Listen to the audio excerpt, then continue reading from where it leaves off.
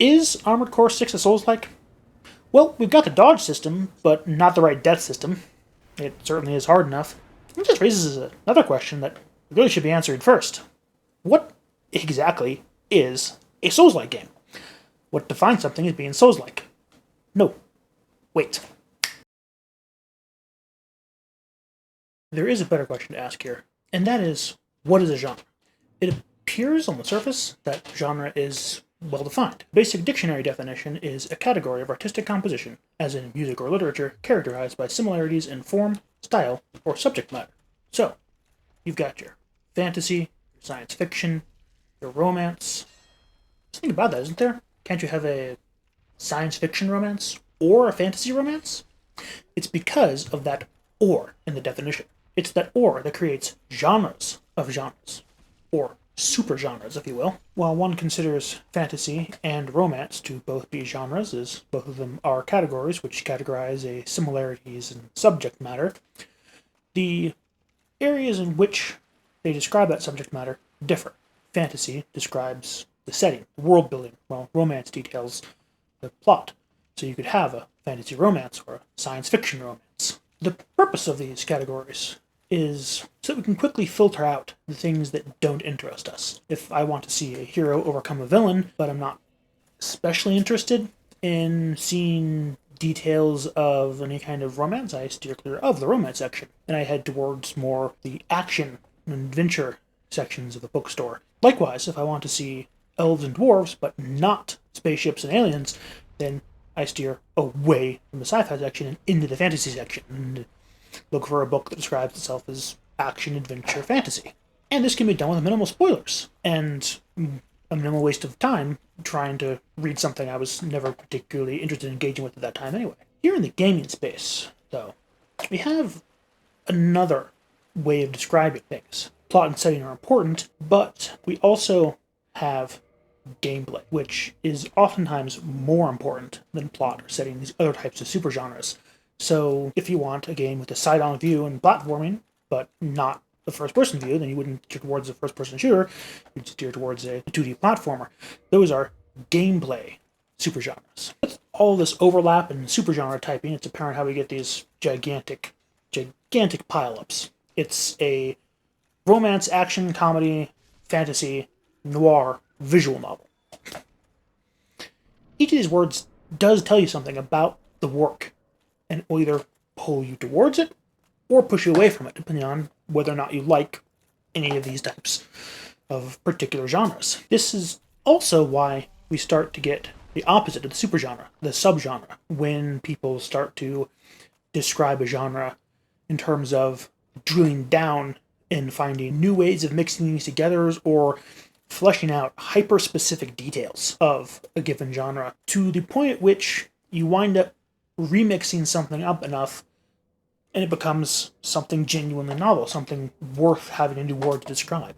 When Doom first launched, it was so popular and defining that people took to calling that new genre of game Doom clones. Even though Doom wasn't the first of its kind, it had already made Wolfenstein 3D, it was the one that people associated with the style. Being popular is a lot more important than being first. As games started to move away from that exact style, that frantic, kinetic, never-stop-moving style, we started to get other kinds of games that felt different enough to not be Doom clones, but still had something of that DNA. We started to call them FPSs, first-person shooters, instead. And it's wrapped back around, too. Now, as the modern military shooter FPS subgenre has worn a little thin for some people, we get the retro FPS subgenre trying to get back to those Doom roots. As we get more and more games and genres emerge from the mists of online discourse, most of them tended to get very sterile academic names. Action adventure, visual novel, turn-based RPG,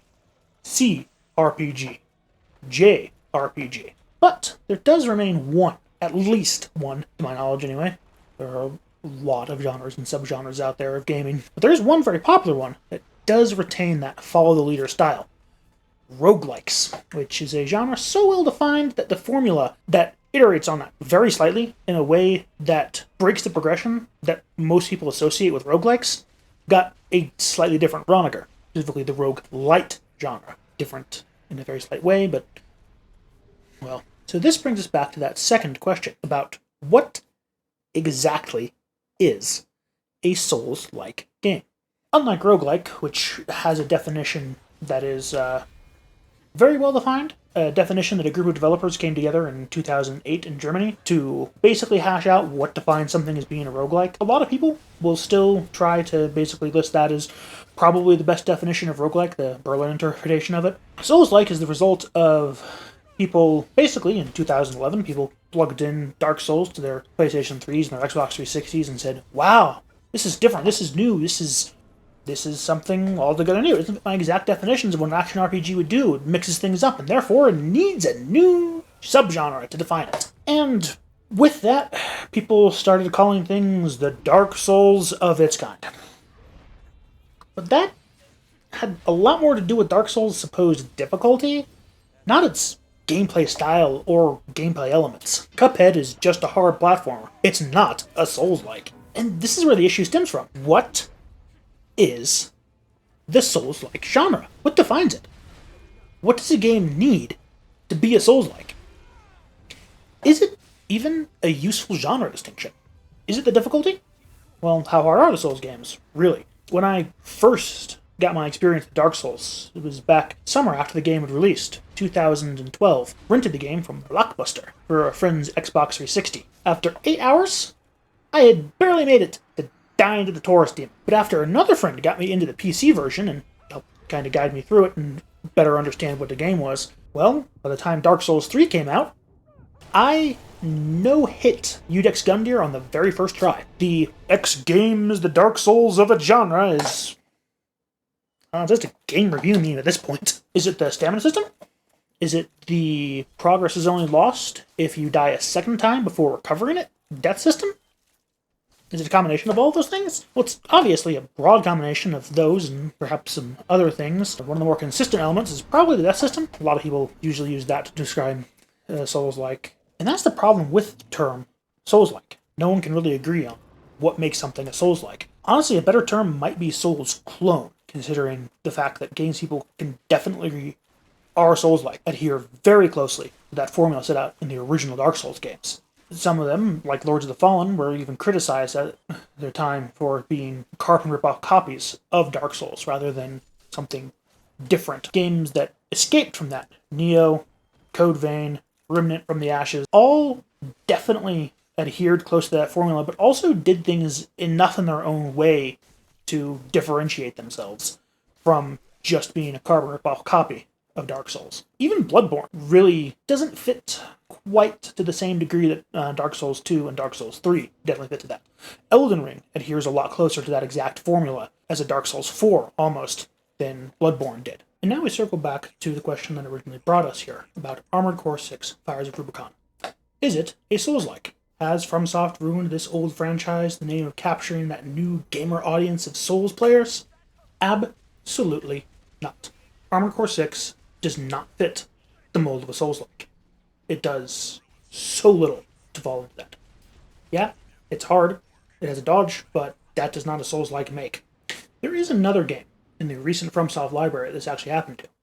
Sekiro. And Sekiro is also not a Souls-like. It lacks the death system, a reliable dodge, the stamina system. The only real relation that Sekiro has to Dark Souls games is being made by the same developer, and being hard, and maybe the respawn system, but that's not even unique to Dark Souls. Maybe unusual in the single-player world, but not unique. If you approach it like a Dark Souls game, it will destroy you. If another developer had made it, people would still make some comparisons, but they wouldn't just lump it in with Dark Souls, because people were expecting another Bloodborne, game much closer to Dark Souls. From has the advantage to Armored Core 6, namely it being the 6th game in a series. Or 16th, depending on how you want to count. Even with that, though, people are lumping it in with Dark Souls, because that's what put FromSoft on people's radars. So, no, Armored Core 6 is not a Souls-like. Souls-like is far too narrowly defined a genre for Armored Core 6 to fit into that. Which makes sense, given the fact that people are only using half of the Dark Souls game to define Souls-like. Oh, what do I mean by that? Well, you see, most people use the second game you play in Dark Souls, the action-adventure RPG, to define what a Souls-like is. The thing is, you actually need to play a puzzle game before you can play the action-adventure RPG.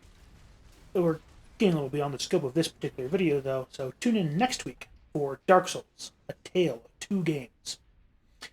until then, why don't you let me and everybody else know in the comments down below what you think defines a Souls-like. Oh, and for the record, I do consider Souls-like to be a useful genre distinction, in part because of how narrow it is.